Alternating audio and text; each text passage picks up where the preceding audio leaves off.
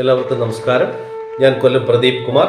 എല്ലാവർക്കും അസ്ട്രോളജിക്കൽ ശ്രീരാമജയത്തിലേക്ക് സ്വാഗതം. ഇന്നത്തെ എൻ്റെ വീഡിയോ നവരാത്രിയിലെ മൂന്നാമത്തെ ദിവസം അല്ലെങ്കിൽ തൃതീയ തിഥിയിൽ നമ്മൾ അനുഷ്ഠിക്കേണ്ട അല്ലെങ്കിൽ നമ്മൾ ആരാധിക്കേണ്ട ദേവിയുടെ രൂപത്തെക്കുറിച്ചാണ് പറയുന്നത്.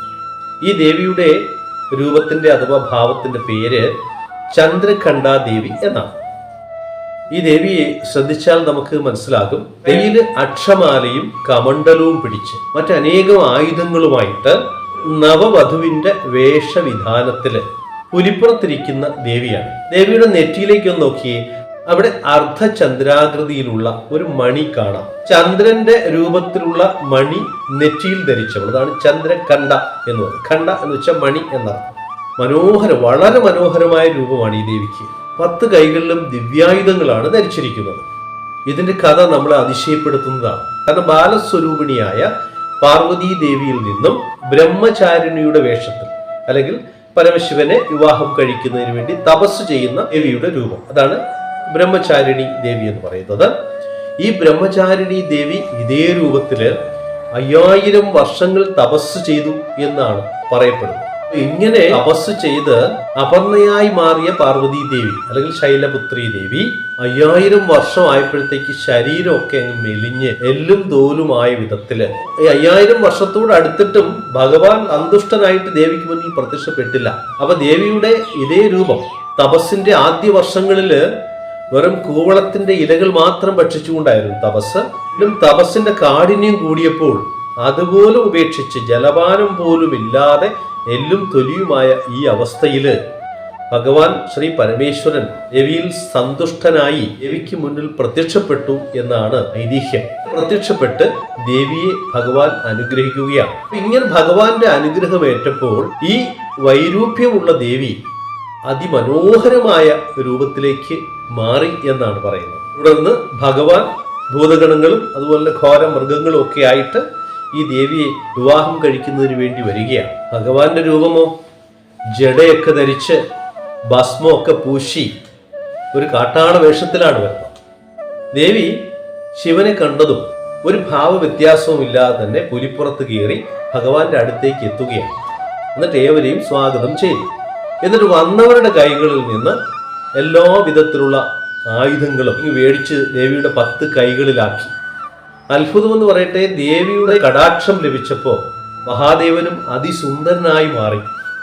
ചന്ദ്രഖണ്ഡാ ദേവിയുടെ മുന്നിലല്ലാതെ ഇത്രയും മനോഹരമായ രൂപം ഭഗവാൻ ഇതിന് മുന്നിലോ ഇതിന് പിന്നിലോ എടുത്തിട്ടില്ല എന്നുള്ളതാണ് സത്യം. അങ്ങനെ രാജപ്രഭയോടുകൂടി തന്നെ ഭഗവാൻ ചന്ദ്രഖണ്ഡാ ദേവിയെ, അതിസുന്ദരിയായ ചന്ദ്രഖണ്ഡാ ദേവിയെ വിവാഹം കഴിച്ചു. ശംഖം, ചക്രം, ഗദ, താമര, ത്രിശൂലം, വാള്, അമ്പ്, വില്ല്, അക്ഷമാല, കമണ്ഡലം ഇവയാണ് ദേവിയുടെ 10 കൈകളിലുള്ള ആയുധങ്ങൾ. ഈ 10 കൈകളിലുള്ള ആയുധവും കൊണ്ടാണ് ദേവി യുദ്ധം ചെയ്യാനായി പുറപ്പെടുന്നത്.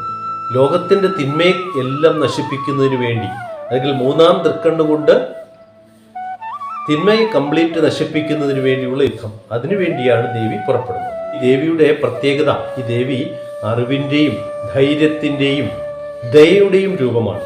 അതുകൊണ്ട് 3-ാം ദിവസം ചന്ദ്രഖണ്ഡാ ദേവിയുടെ രൂപത്തെ അറിഞ്ഞുകൊണ്ട് മനസ്സുകൊണ്ട് ഭക്തിയോടെ പ്രാർത്ഥിച്ചാൽ ദേവിയുടെ ഈ 10 ഗുണങ്ങളും ഇതിലേക്ക് വന്നു ചേരുകയും എല്ലാ വിധത്തിലുള്ള ഐശ്വര്യങ്ങളും നമ്മൾ പ്രതീക്ഷിക്കുന്നതിനും അപ്പുറം നമുക്ക് ലഭിക്കുകയും ചെയ്യും. ചന്ദ്രഖണ്ഡാ ദേവിയുടെ മന്ത്രം ഇതാണ്: ഓം ദേവി ചന്ദ്രഖണ്ഡായേ നമ. ഓം ദേവി ചന്ദ്രഖണ്ഡായേ നമ.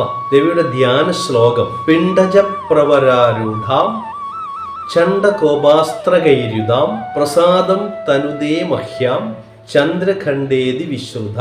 പിണ്ഡജ പ്രവരാരൂഢാം ചണ്ഡകോപാസ്ത്രകൈര്യുതാം പ്രസാദം തനുദേ മഹ്യാം ചന്ദ്രഖണ്ഡേതി വിശ്രുത.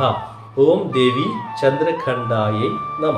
ഇപ്രകാരം നവരാത്രിയുടെ 3-ാമത്തെ ദിനത്തില് ദേവിയെ ഭക്തിയോടുകൂടി പ്രാർത്ഥിച്ച് ഐശ്വര്യങ്ങളും നേടുന്നതിനുള്ള മാർഗങ്ങൾ സ്വീകരിക്കണം.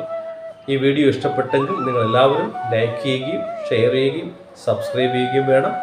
സബ്സ്ക്രൈബ് ചെയ്തതിനു ശേഷം ബെൽ ബട്ടൺ കൂടി അമർത്തിയാൽ ഞാൻ പോസ്റ്റ് ചെയ്യുന്ന ആധ്യാത്മികവും ജ്യോതിഷപരവുമായിട്ടുള്ള എല്ലാ വീഡിയോകളും നിങ്ങൾക്ക് നോട്ടിഫിക്കേഷനായി ലഭിക്കുന്നതാണ് എന്ന് പറഞ്ഞുകൊണ്ട് നിർത്തുന്നു.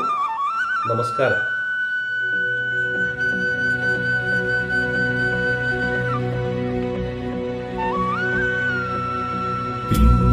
प्रवरारूढा चण्डकोपास्त्रकैर्युता प्रसादं तनुते मयि